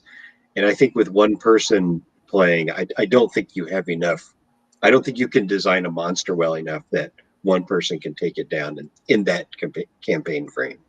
So, yeah, that would be iffy. I'm flipping through the campaign frames now, see which one that is. Should be the last one. Yeah, it's probably the last one, and it's Colossus of the Drylands. There we go. That's the 4. That's the 4. That's a complexity rating of 4. Yeah. And the touchstones is Shadow of the Colossus, Red Dead Redemption, Deadlands, On the Shoulders of the Colossus. It is like the game Shadows of the Colossus or Shadow of the Colossus. Yeah. But they throw cowboys into the mix. Yeah, that's why they have Deadlands connection to it. Yeah, it's a neat flavor. It's I like would Weird love Frontiers, like DCC Weird Frontiers. Yes. Kind of thing too. Yeah. It's kind of weirdness. Like some of those Clive Barker short stories too, where really like, wow, how did that come together? I mean, it's certainly an interesting game system, and I'm glad that I picked it up because it's going to make me think and look at it, and as I'm going through it, and it's something certainly outside of my wheelhouse. So when I saw you running it, I was like, oh, let me ask him how how's it going? What was your experience doing it and everything? I have been getting a lot of pushback, on some of the things that I was saying just from the flow of the game, and I didn't like the aspect of, I was like, there's no mention of role playing. To me, I was like, they're not even focusing on it or whatever. And then, there literally was that sentence where it was like, treat this like it's a writing exercise and you're all writing a story together. I was like, that's not a role-playing game. I was like, it was just driving me nuts trying to wrap my head around it. So I saw it was like, that's why I was like, listen, try to explain to me how this runs, if you're but you had experience with Powered by the Apocalypse, which probably helped a lot. That helped a lot. There's still something I'm trying to adjust to, which is putting more difficult things. I am too much of a softie when it comes to like, hey, it's time to like drop the hammer. And I always accidentally pull my punches, and I'm trying to unlearn that. So that's my next challenge to myself is do a TPK. Well, I'm a softie, and the way that I show that is I wince when I roll a critical hit against my players. Like, that it's bad when the TM goes shit. And I roll everything in front of them too.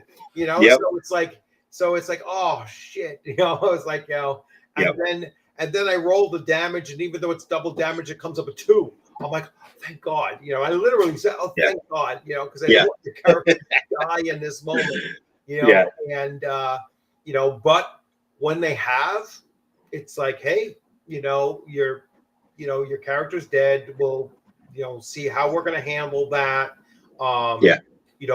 I'm not of the mind to say, okay, we need to stop the session here and start to, start to mourn the loss of a player character and we have to shut the whole thing down and, that Right. whole thing. No, it's like, listen, your character will not be forgotten. We're going to try to come up with ways in order for your character to be memorialized in some way. If you want to try to find, some kind of a resurrection or something like that. But if you're a first level character, how the hell are you going to convince a 9th level cleric or higher, whatever it requires, that your first level character was so significant that he or she is going to expend, whatever it takes them to cast this spell, call upon their divine intervention to bring it. Yeah. It's like, no, it's just not going to happen. Yeah. So, but I think it's really important when you do have a character death that story doesn't come to an end. And I think that's the biggest separation that some modern players have when they lose their characters. It's like such a major thing that they feel like, well, his story has ended, or his or her story has ended. I was like, no, that doesn't have to be the case. 6 months from now, they're sitting in a tavern. The remaining player characters are sitting in a tavern, and a bard is singing a song about that character that has died. That's a cool idea. And now it just brings it back. It was like, I didn't forget about your character, and now no one else has at the table either. And just doing things like that to be like, it's not the end of a story. It's just a shift in where the story is going to go now, and you can bring other characters that new, the new character can be the brother of, I had this in my AD&D campaign. Right. Player character was killed in the second session. It was like, boom, dead. And it was like, oops, she. Now I give them I give them a Constitution check. They have to make a system shock as soon as they go into negatives. All right, and character didn't make it. So it was like missed by not a lot either. It was like missed by like 5 percentile. And I was like, oh, the character died. And then we're like, well, we're going to stop proceeding forward. We're going to take her body back. We're going to go back to the temple. We're going to do a whole thing. And then the next session, that same player came back, and it was her brother. And now he wants revenge. And her story didn't end. It just shifted. And it became something that they were looking to do. And it was something that I spread over a next couple of sessions to point now we're in session 10 now. That was in session 2, so session 10. And he says, now my character feels like he got the revenge that he was looking for. That's cool. We can move forward, but I think that's a main separation that people have between like old school thinking and possibly new school thinking. And also on the part of ourselves, we have to, think of ways to keep that character alive, in the memories of the world and such. And I think that's an important thing to do as well. Yeah, I agree wholeheartedly. Yeah, I think that is one thing I'm like, my longest campaigns have been 5th edition campaigns. And typically nobody dies in a 5th edition campaign, or if they do, they're brought back. And if they aren't brought back, their twin brother with the exact same setup shows up. Or maybe they died intentionally because the player was bored of being a bard, right? Yeah. They want to try a new class and mechanic or whatever. So that is an aspect of the game that I haven't had to deal with, but it sounds really neat. The idea of like having the minstrel in the tavern retell the tale that they heard on the road, right? Bringing that call back, or having people ask about them when they're not there. Yeah. So, yeah, something else to put in my list of things to do. Yeah. Yeah, I will say, in the world, so one of the things Daggerheart does is they give the players death moves, which it sounded like you read the death move section. Yeah. Recap for your audience.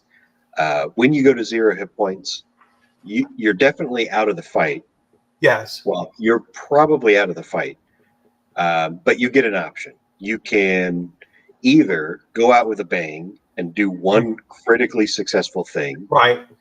You can be knocked out, and then you and the GM can work out why you didn't die, where you wake up, and how that's worse for you. And you might take on a scar, meaning less hope in the future. Or you can roll the dice and say, there's a 50-50-ish chance that I just die and there's no cool thing that happens, or I live and I just get back up and keep fighting.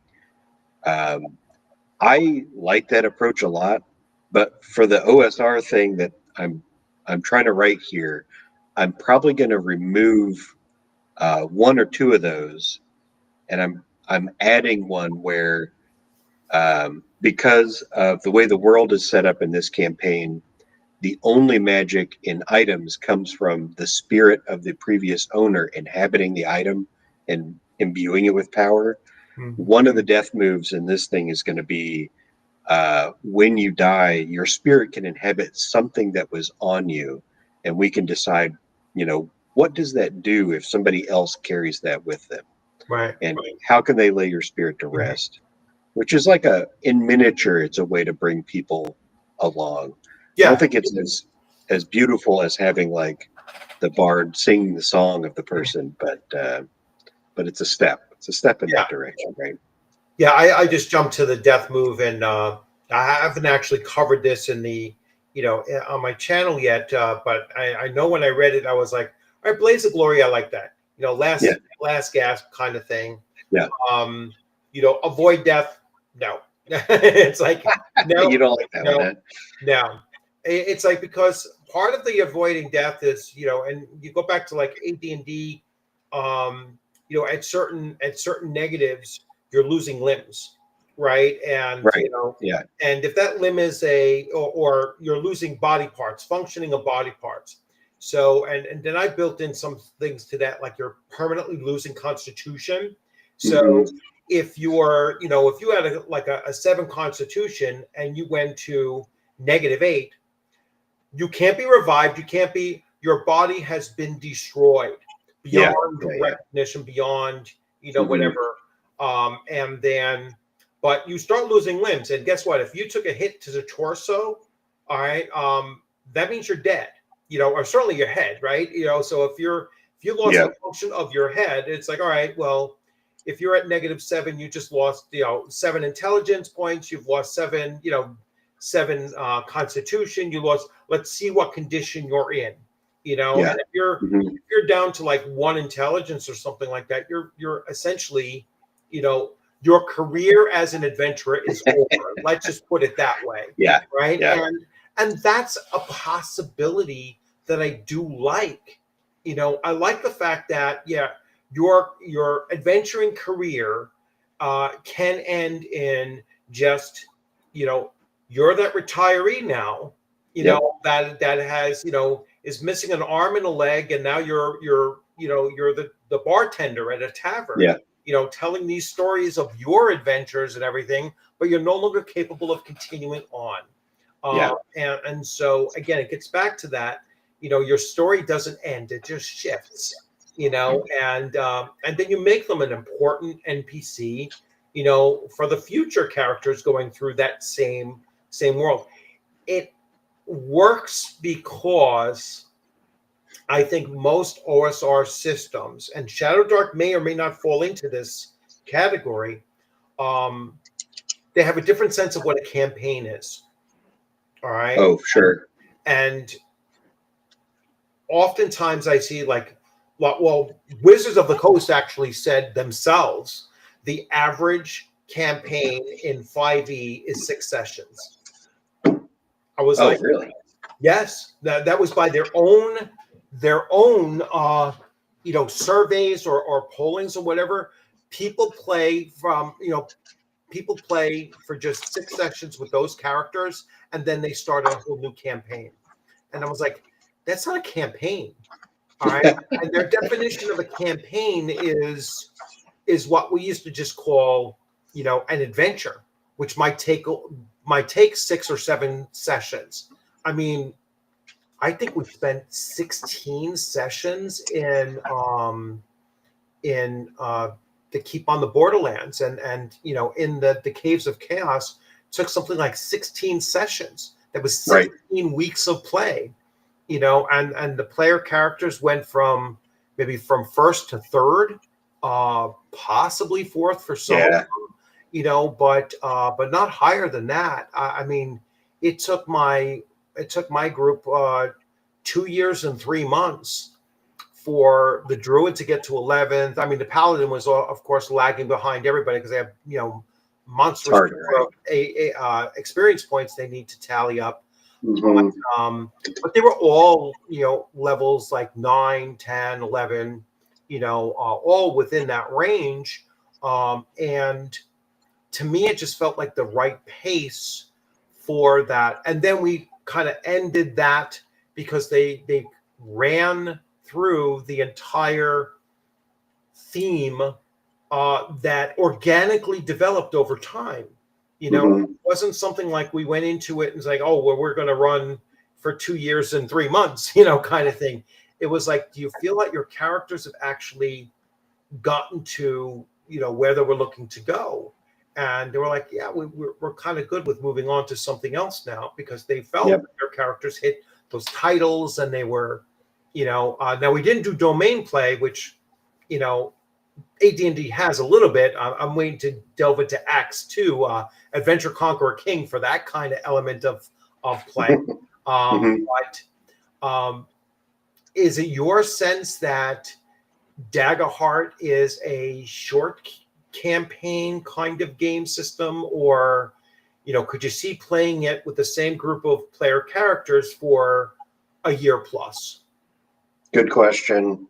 I saw somebody ask a question in the chat about the permanent loss of hope, and if you avoid death, you roll to see if that happens. So it's not a guarantee. Sometimes you will, sometimes you won't. Okay. But as far as like, I can tell you what it looks like to me from just the core book, no campaign frames or anything. It looks like by default they want you to play that 6 to 10 maybe session. Yeah.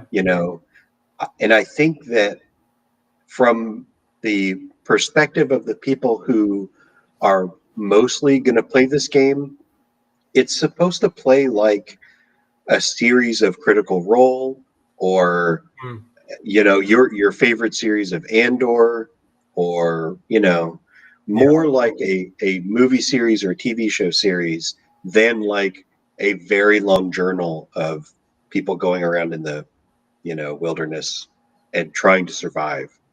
And I don't think it's designed for the 2.5 year campaign. Right. I really doubt that. If that's what you're looking for, this is probably not the system. Not the game, right?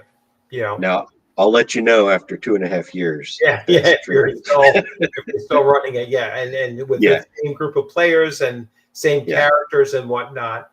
I mean, Shadow Dark gets the same thing.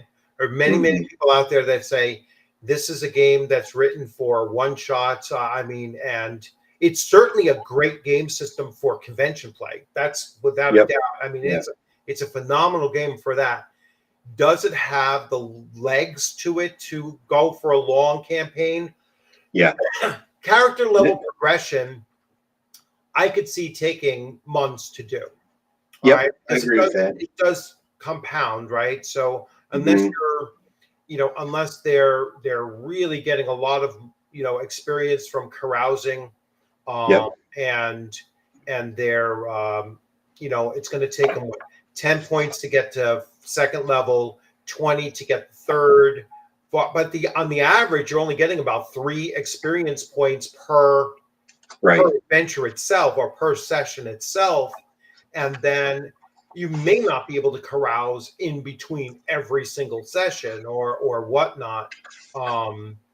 You might even limit them to, 1 carousing per level, kind of thing. So they'll get a little bit of a boost, from there. But I could still see it lasting for several months. But the game caps at 10 levels. Now, I think that the newest version, the newest Kickstarter is going to expand upon that.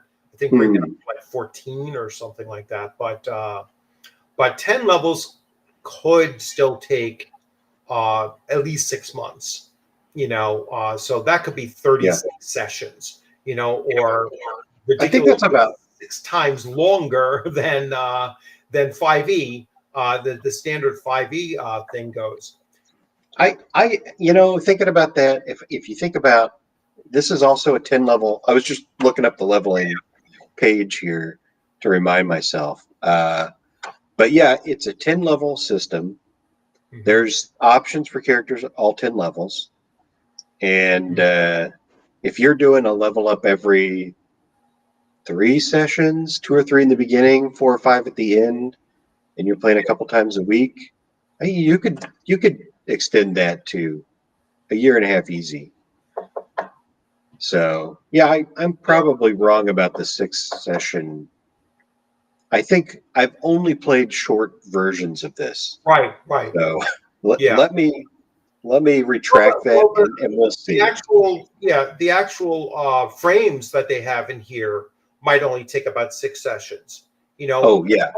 But their sessions are, like if you're following the Age of Umbra, I guess that is mirroring this particular frame that they're doing, and I think it is a limited series of like 6 sessions they're going to do.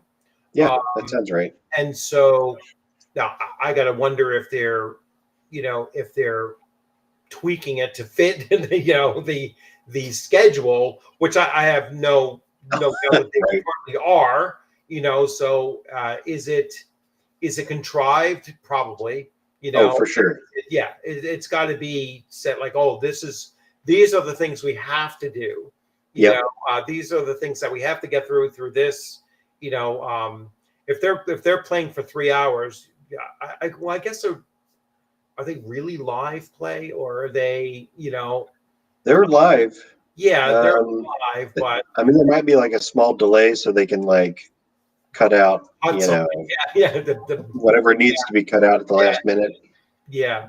But yeah, I guess I know they're live. But again, it gets back to my issue with it, is that it's not a true live play if you're going to limit it to 6 weeks. I agree. It so happens to fit in. Oh, we've covered the entire story in 6 weeks. It's like it's like, I don't see how you could do that and still say that this experience was organic, and that's what that frame specifically, I feel like is probably designed to be much shorter. It's like very bleak. There's no real societies to speak of. Right. And when I think about like very long campaigns, we change cultures and continents, and right. We have shifting relationships with authorities and factions in the world, and there just aren't those things because there's not very many humans left. So there's only so many times I'm going to want to fight an Elden Ring boss in an RPG session, and not for a year and a half. I don't think I could do that for a year and a half. But some of the other ones, I think you could just, like Motherboard, I think you could just keep playing, and it would still be fun. Beast, I think you could drag. There's a lot of faction stuff, right? And then the 5 Banners Burning, that one could just go indefinitely because there's whole nations you're helping out, and they've got these long-term schemes that are ticking down one point at a time each session. So I think that one could just keep running. Yeah. So yeah, it could depend heavily on the frame and what's your goal, right? Yeah.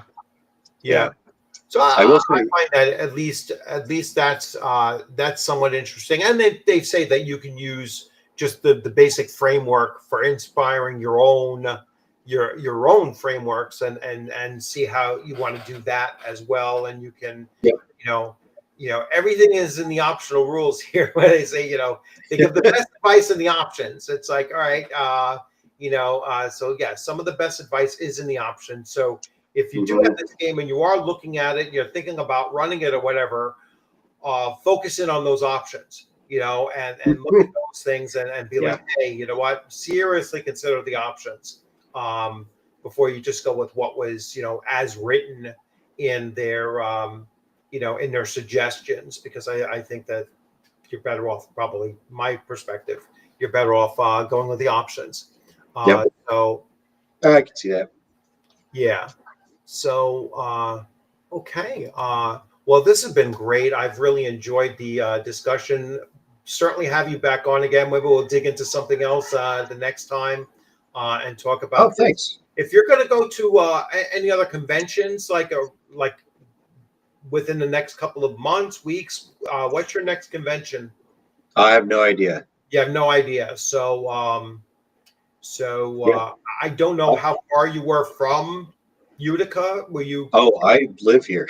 Oh, you live in Utica. Yeah. Well, it's like a 15-minute drive.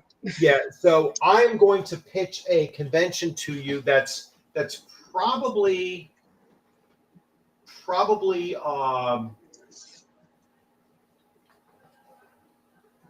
maybe 3.5, 4 hours. Let's hear it. For you. What do you got? That's ShireCon.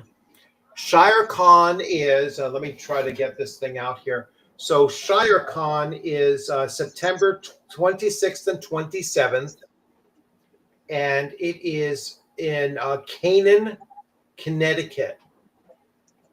All right, so ShireCon 26-27. Cool. Canaan, Connecticut. It's the most difficult thing about it is there are a couple Airbnbs, but there are no real hotels within a half hour of the place. So you might have to spend someplace else and then drive the hour, to the place or whatnot. But but yeah, it's a great convention. It's about 150 to 200 people. Nice.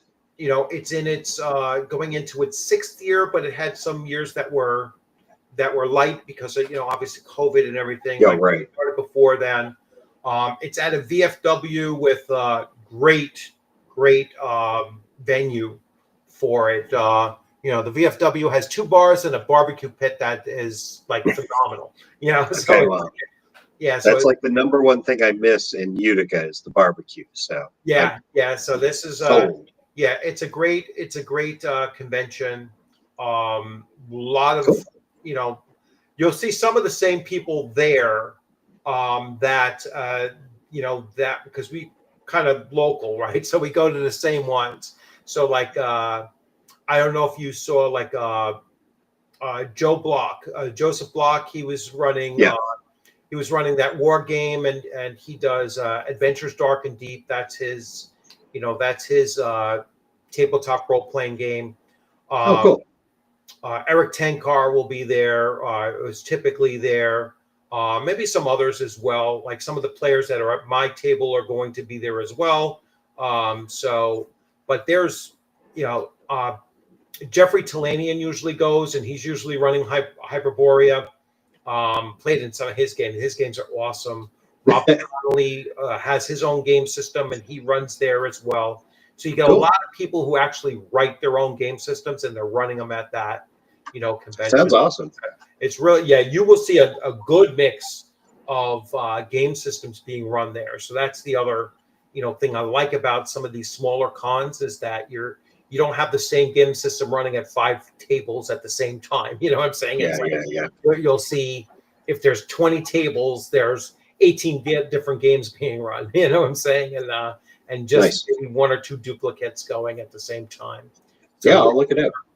those are great ones. ShireCon. That's a great one. And like I said, it's now the other one is Rising Phoenix. That's in April, and that's in Milton, Massachusetts.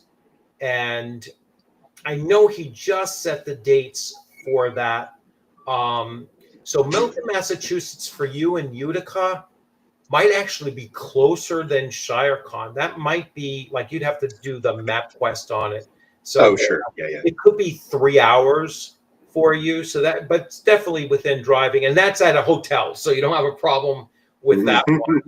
And that's a Thursday through Sunday thing. But Thursday night's always just one game session, and then all day Friday, all day Saturday, and most people work out around on Sunday.